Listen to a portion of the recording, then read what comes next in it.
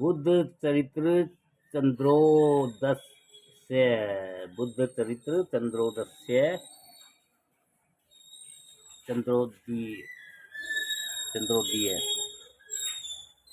पहला सर्ग। नमो बुद्धाय। जो मन में से निर्मल, वाणी से विनम्र तथा कर्म से पवित्र है, जो सभी शीलों से संपन्न है एवं जो भली प्रकार से ज्ञान प्राप्त कर चुके हैं, उन तथागत को नमस्कार है। जो सभी धर्मों को खोजने वाले हैं, जो हिंसाचार को रोकने वाले हैं, जो ज्ञान से संपन्न है तथा जो करुणा के अवतार है, उन तथागत को नमस्कार। जो पंचशीलों का पालन करने वाले हैं, जो 10 बलों को धारण करने वाले हैं, जो अपने युग के अनुरूप अवतारी पुरुष हैं, जो अत्यंत ज्ञानी हैं तथा जो विशुद्ध मार्ग पर चलने वाले हैं, ऐसे तथा बुद्ध को बारंबार नमस्कार।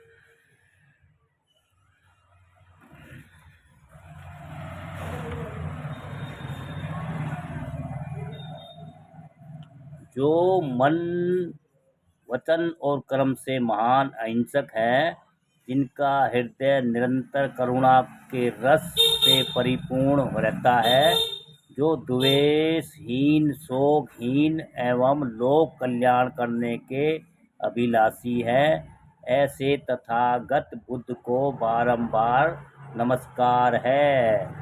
जिनके लिए शत्रु, मित्र, निंदा और प्रशंसा एक समान है, जो विश्व की शोभा बढ़ाने वाले हैं, जो दोषों का हरण करने वाले हैं तथा जो मानव धर्म के यशस्वी प्रवर्तक हैं, ऐसे तथागत बुद्ध को बारंबार नमस्कार। जो चर और अचर प्राणियों द्वारा वंदनीय है, जो सभी दोषों को नष्ट करने वाले हैं, जो अमंगल को शांत करने वाले हैं, जो कल्याण के कोष हैं, जो देश काल की गति को जानने वाले हैं तथा जो आंतरिक मनोभावनाओं के ज्ञाता है, ऐसे तथागत बुद्ध को बारंबार नमस्कार। जो बहुत से लोगों को सुख देने वाले हैं, जो बहुत से लोगों के कल्याण के कारण हैं, जो स्वयं धर्म स्वरूप है, जो शोक संदेश को शांत करने वाले हैं, उन तथागत को नमस्कार है। जो नए दर्शन, नए धर्म के प्रवर्तक हैं, जो क्रोध, ज्ञान, अहंकार और ईर्ष्या को जीतने वाले हैं, जो सभी दोषों से रिक्त है तथा जो कामदेव के अहंकार को शांत करने वाले हैं, ऐसे तथागत को बारंबार नमस्कार। जो मध्यम मार्ग को चलाने वाले हैं, जो कर्म कांड के खंडन करने वाले हैं, जो पुरुषार्थ के पुंज तथा पराक्रम के धाम हैं, ऐसे तथागत बुद्ध को बारंबार नमस्कार है। सांसारिक मायाजाल से मोहित होने के कारण मेरी बुद्धि बहुत जड़ हो चुकी थी। आपकी कृपा से ही मुझे ज्ञान प्राप्त हुआ। यह पत्थर में धूप उगने के समान है। तथागत आपको नमस्कार है। हे बुद्ध, आपको नमस्कार है। आपकी कृपा से मेरे सब संदेह और संताप दूर हो चुके हैं। हे महामुनि, अब आप मुझे पर और अधिक प्रसन्न हो। मैं बारंबार आपकी चरण वंदना करता हूँ।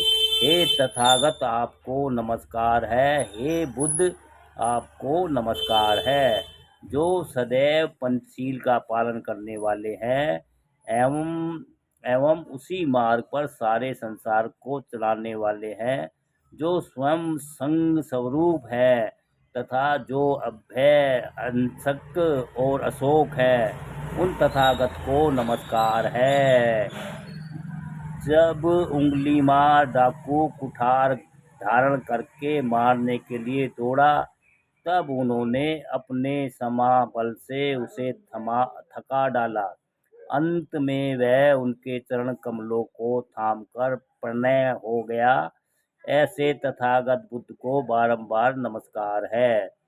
जब नालागिरी नामक मतवाला हाथी उन्हें मारने के लिए आगे बढ़ा, जब उन्होंने अपने मैत्री बल से उसे पराजित कर दिया और उसका वैर भाव लुप्त हो गया, तब उसने अपनी सूंड से उनकी पगधूलि को अपने सिर पर धारण कर लिया। ऐसे तथागत को बुद्ध को बारंबार नमस्कार है। अपने ज्ञान के गर्व से चूर होकर जब सच्चर नामक सन्यासी उनके सामने आया और आत्मवाद पर वाद विवाद करने लगा, तब उसका दर्प चकनाचूर हो गया और वह भगवान का अनुगामी बन गया। ऐसे तथागत बुद्ध को बारंबार नमस्कार है।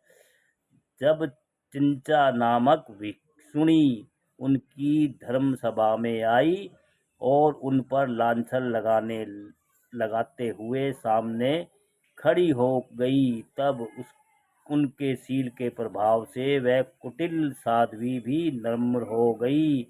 ऐसे तथागत बुद्ध को बारंबार नमस्कार है। जिनका धर्म आदि अंत और मध्य सब समान रूप से कल्याणकारक है, जिनका धर्म संसार सागर से पार उतारने के लिए जहाज के समान है, तथा जो स्वयं धर्म स्वरूप है, उन तथागत को नमस्कार है।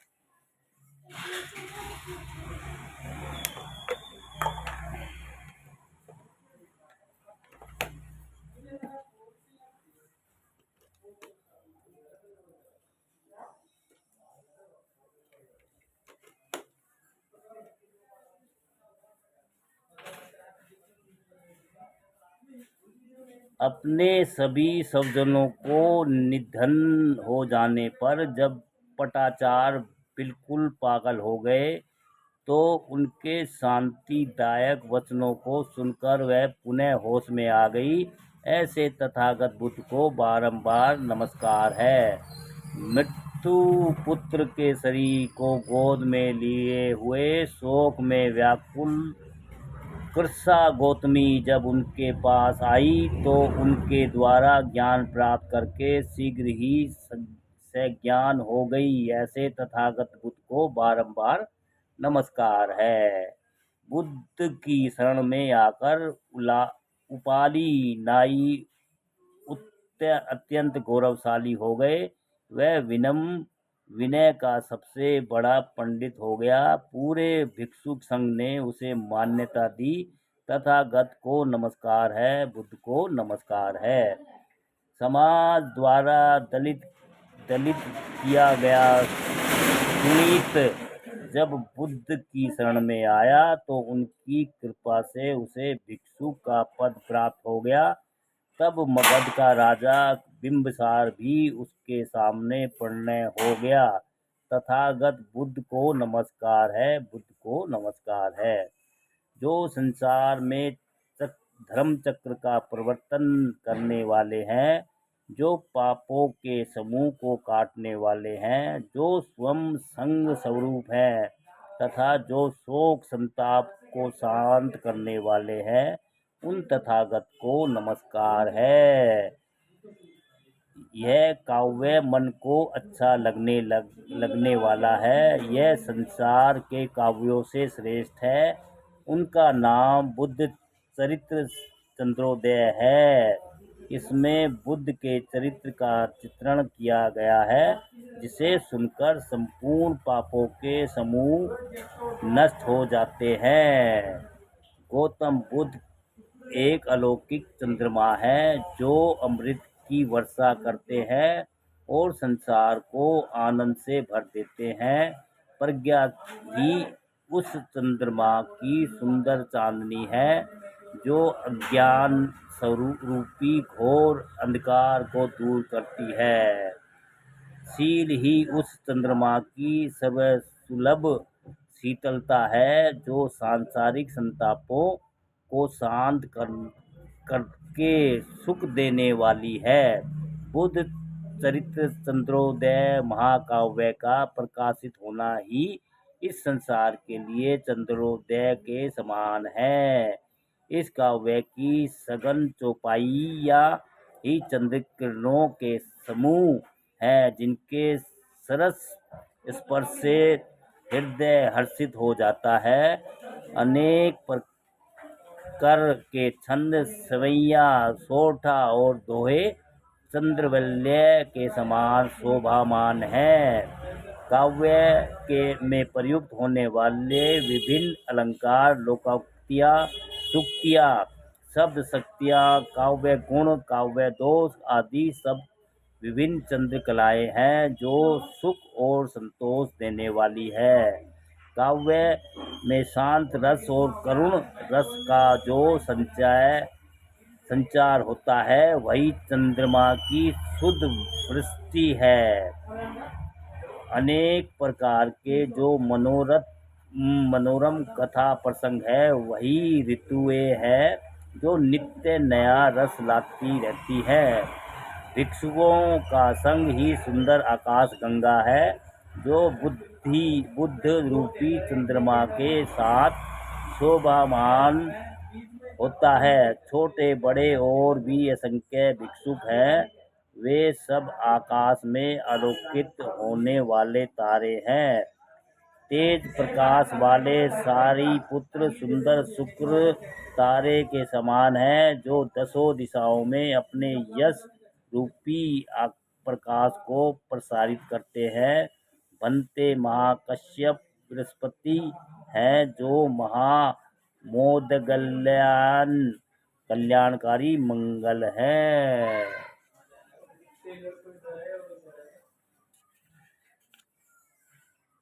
भिक्षुक आनंद उमंगित होकर अनुराग से भरे हुए रोहिणी नक्षत्र है जो निरंतर बुध रूपी चंद्रमा के साथ लगे रहते हैं। दुष्ट देवदत्त को राहु समझना चाहिए जिसके हृदय में चंद्रमा के उत्कर्ष से दाह पैदा होता है। देवदत्त रूपी वह राहु अनेक प्रकार के षड्यंत्र करके बुध रूपी चंद्र को लुप्त करना चाहते हैं। उसके वे षड्यंत्र चंद्र ग्रहण के समान हैं, जब वे विफल हो जाते हैं वही चंद्रमा का आग्रह अर्थात मोक्ष है। चिंचा नामक जो साध्वी सभा में दोषारोपण करती है वह चंद्रमा के ऊपर मंडराने वाली काली घटा है। उरुवेला में कठिन तपस्या करते करते जब शरीर अत्यंत क्षीण हो जाता है वही काली अमावस है। जब सारनाथ काशी में बुद्ध के द्वारा धम्म चक्र परिवर्तन किया जाता है वह सुंदर पूर्णमासी है। काव्य में प्रश्नोत्तर के रूप में आमने सामने जो संवाद होते हैं वह कृष्ण और शुक्ल पक्ष है। प्रश्न कृष्ण पक्ष तथा उत्तर शुक्ल पक्ष के घोतक है। संसार में भिन्न भिन्न रुचियों के लोग रहते हैं, अस्तु चंद्रोदय की निंदा करने वाले भी अनेक हैं। ये वाली मिल गई ना, ये 5 दे दो और ये भी 5 दे दो। नहीं क्यों? ये नहीं पीयूष ऐसे नहीं करता, मेरा भाई नहीं आना। 5 ये दे दो पीयूष, 5 ये ले लेते हैं ना, खाते खाते चलेंगे। क्या दो? पैसे दिया आप पीयूष, पैसे हाँ दे दो। भैया मेरे जेब में रख दो, सब खाते खाते चलेंगे।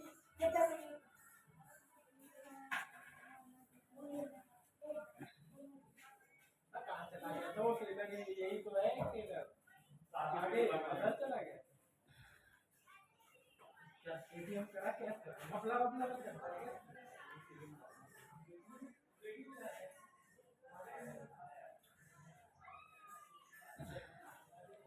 सारनाथ काशी में बुद्ध के द्वारा धम्म चक्र परिवर्तन किया जाता है, वह सुंदर पूर्णमासी है। काव्य में प्रश्नोत्तर के रूप में आमने सामने जो संवाद होते हैं वह कृष्ण और शुक्ल पक्ष है। प्रश्न कृष्ण पक्ष तथा उत्तर शुक्ल पक्ष के घोतक है। संसार में भिन्न भिन्न रुचियों के लोग होते हैं।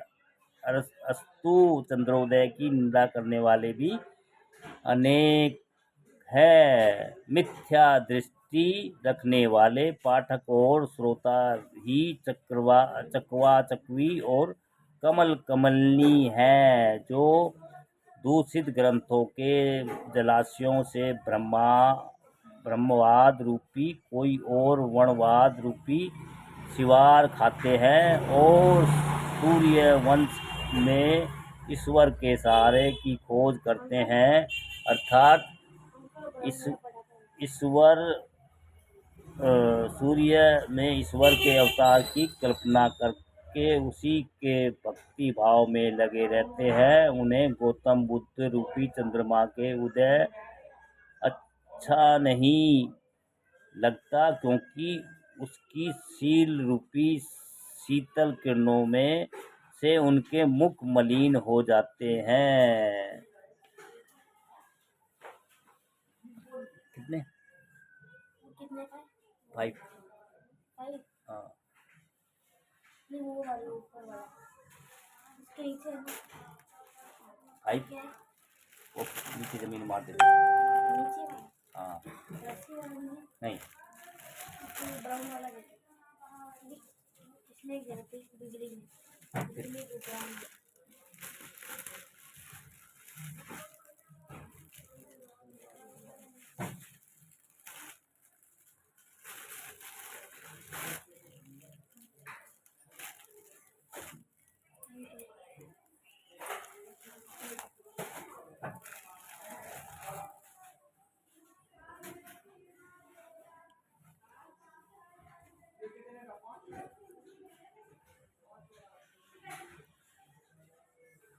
समरण रूपी चकोर भ्रमण के गुण को जानने वाले हैं। वे सदैव बुद्ध रूपी चंद्रमा के शील रूपी अमृत का सेवन करते हैं, ज्ञान रूपी वृक्ष में विहार करते हैं।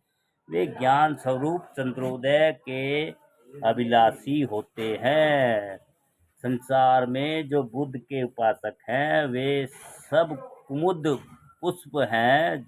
जब चंद्रोदय होता है तो उनके चित्त का उत्साह चौगुना हो जाता है।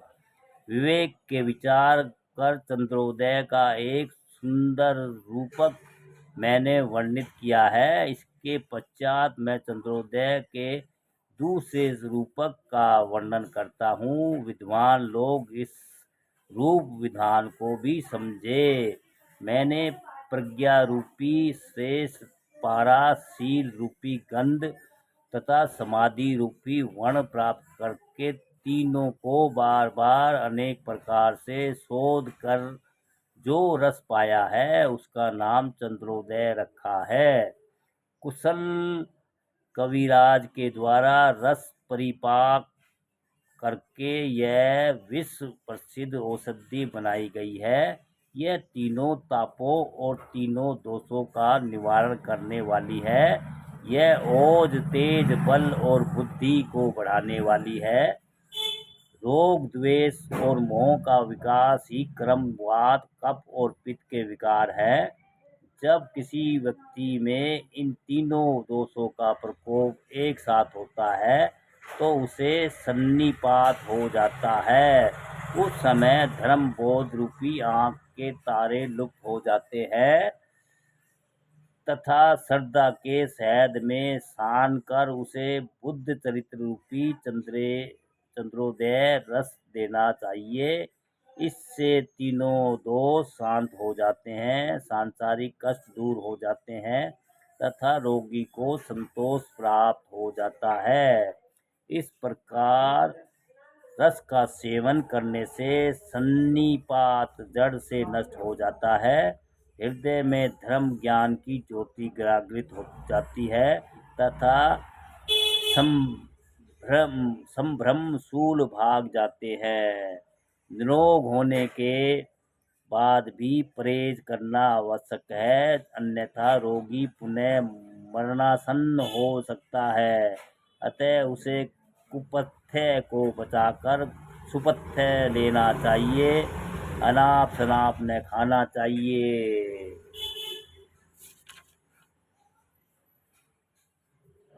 समरणों का सत्संग दुधारू गाय है जो पंचशील और अष्टांग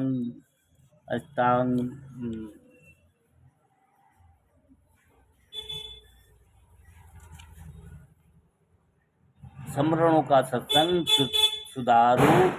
दुधारू गाय है जो पंचशील और अष्टांगिक मार्ग रूपी दूध देने वाली है। इस दूध को नित्य पीने से बल बुद्धि की बढ़त होती है, चरित्र में चमक और मुख में कांति आती है।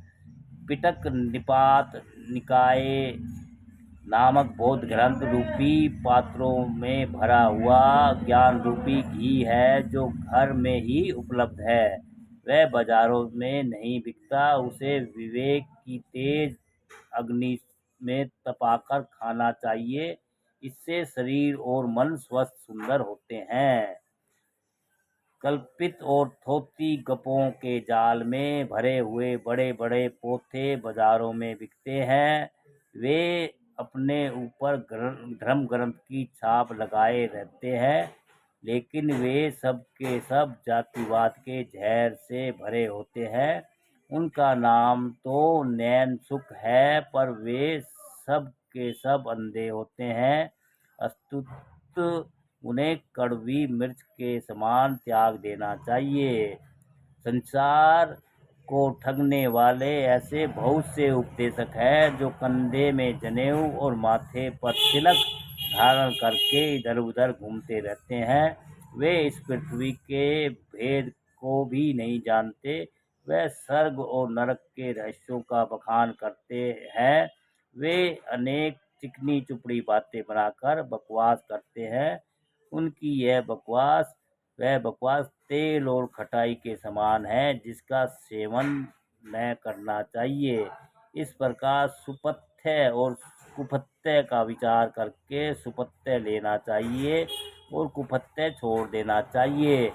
तभी बुद्ध चरित्र रूपी चंद्रोदय रस खाने से मनुष्य पूर्ण निरोग होगा तथा उसमें ओज, तेज और बल की बुद्धि होगी।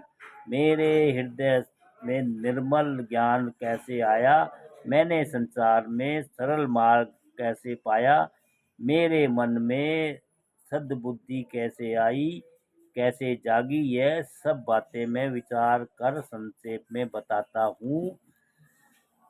जो लोग इस काव्य को पढ़े और उसकी जांच करे, शायद उन्हें भी सद्बुद्धि प्राप्त हो। इसी आशा में से मैं यह बातें बता रहा हूँ। पहले मुझे सच्चे गुरु नहीं मिले, मैं बिना जांच किए ही उनके पीछे चल पड़ा।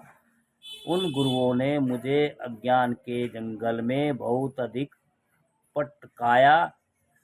मुझे कभी सही मार्ग नहीं मिल पाया। उन्होंने अनेक प्रकार से मेरी बुद्धि भ्रमित की, फिर भी मैं उन्हें कुछ दोष नहीं देता। जब कोई स्वयं सही मार्ग नहीं पाया तो मुझे क्या बताते। उनके पैरों की धूल, गोबर और कीचड़ से मिली हुई बालू थी, वह सुंदर अंजन नहीं थी। मैं व्यर्थ ही उसे आँच कर राम जी अपनी आंखें फोड़ता रहा। मेरे मन में ज्ञान जागृत नहीं हुआ। मैं व्यर्थ ही उनका चरणोदक पान करता रहा, न तो मुझ में विवेक जागा और 6 है ना 6 दिन है। राम प्रसाद, राम निवास, देवग्राम।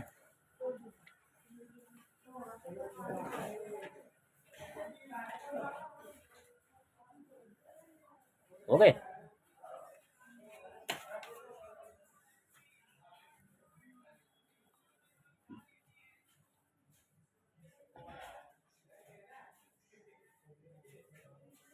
मैं व्यर्थी उसे आंच आंच आंच आंच कर अपनी आंखें फोड़ता रहा। मेरे मन में ज्ञान जागृत नहीं हुआ। मैं व्यर्थी उनका चरणोदक पान करता रहा। न तो मुझ में विवेक जागा और न ज्ञान ही नष्ट हुआ। मेरा मन शील में विमुख होकर आडंबर और पाखंड में लगा रहता था। मुझे सद्धर्म रूपी सरस आम्र वृक्ष नहीं मिला था, अतः मैं अधर्म रूपी अंडी के वृक्ष की सेवा करते करते थका जा रहा था। एक बार मैं तीर्थवासी बनकर कुछ दिनों के लिए काशी नगर में जाकर आकर रहा। नगर में इधर उधर घूमकर मैंने अनेकों दर्शनीय स्थान देखे। एक दिन मेरे मन में सद्बुद्धि जागृत हुई तो मैं प्रेम भाव से भरकर सारनाथ आया तथा वहाँ तथागत की सुंदर मूर्ति देखकर मेरा हृदय भाव विभोर हो उठा।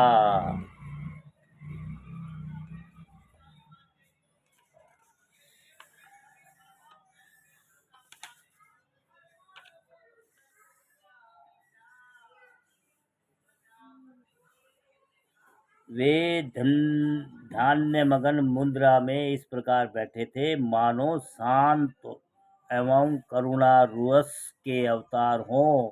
विहार की दीवालों पर सुंदर चित्र बने हुए थे जो हृदय में श्रद्धा भाव जगाते थे।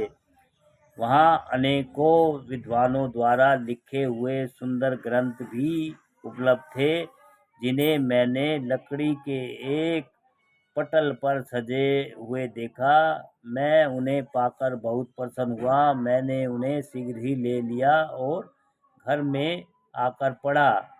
उन्हें पढ़ते ही मेरे हृदय लोक में ज्ञान रूपी सूर्य का प्रकाश प्रकाशित हो उठा। अज्ञान से उत्पन्न अंधकार नष्ट हो गया। सभी संशय और शोक दूर हो गए। मुझे दुर्लभ ज्ञान इस प्रकार प्राप्त हो गया मानो कोई अमूल्य रतन मिल गया हो। अब तक मैं सर के बल खड़ा था, अचानक जागृत होकर मानो पैर के बल खड़ा हो गया।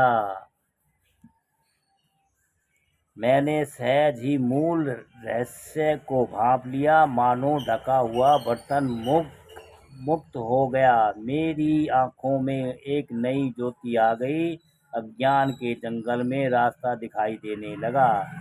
करुणा सागर बुद्ध इस विश्व के नेत्र हैं। वे काम, क्रोध, अज्ञान और अहंकार को नष्ट करने वाले हैं। उन्होंने संसार को जो मध्यम मार्ग दिखाया है उस मार्ग का वही मार्ग मुझे सामने दिखाई देने लगा। जब मैंने हर्षपूर्वक अपने साथियों के साथ मिलजुल कर विचार विमर्श किया, मेरे प्रबुद्ध साथियों को भी मेरा मत अच्छा लगा। हम सबके हृदयों में अत्यधिक उत्साह उमंगित होकर जाग पड़ा। हम लोगों ने शुभ दिन को दीक्षा लेने के लिए एक शुभ सम्मेलन किया तथा धर्म दान देने के लिए बौद्ध भिक्षुकों को धर्म निमंत्रण दिया।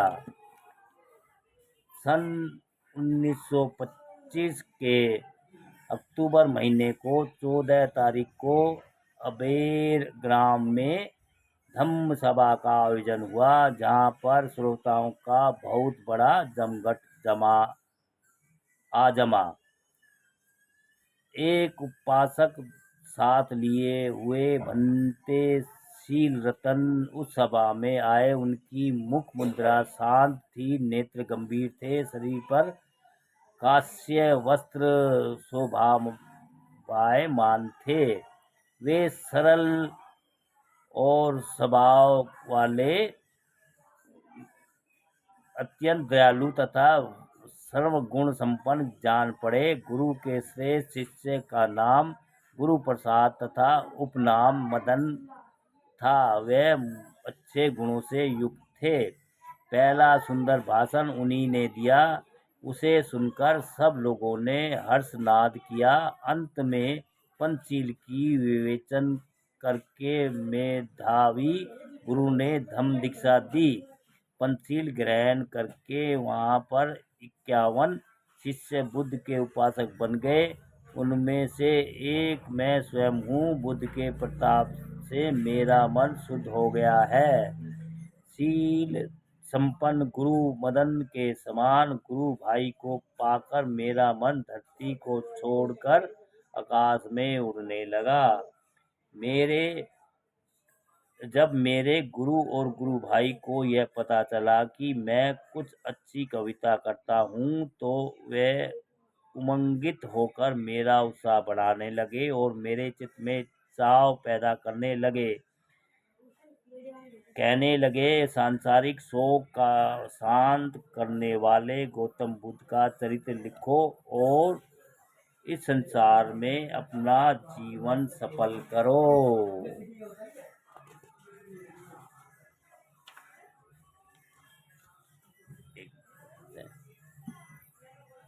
यद्यपि मेरे जीवन की अवधि बहुत कम थी, क्योंकि मैं अपनी वृद्धावस्था में पहुंच चुका था और कठोर कभी कर्म नहीं कर सकता था, तो भी गुरु की आज्ञा और गुरु बंधु का अनुरोध शिरोधार्य करके मैंने उन्हें सांत्वना दी।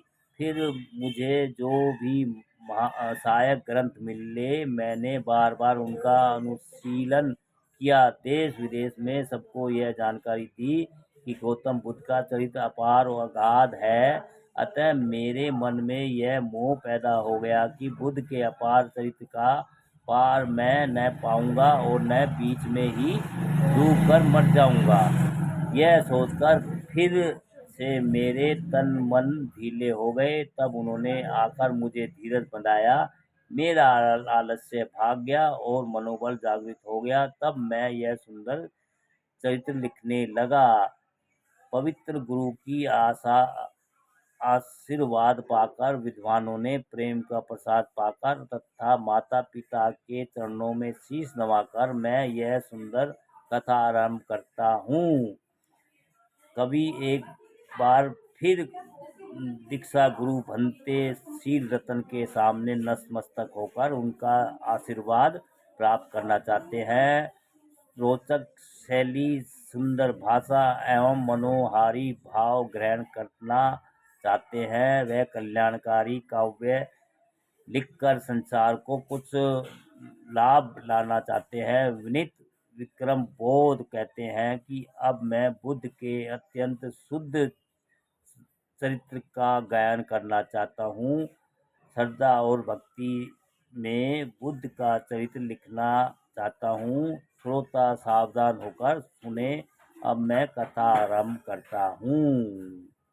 दोस्तों, जैसी अच्छी जानकारी है बुद्ध चरित्र चंद्रोदय।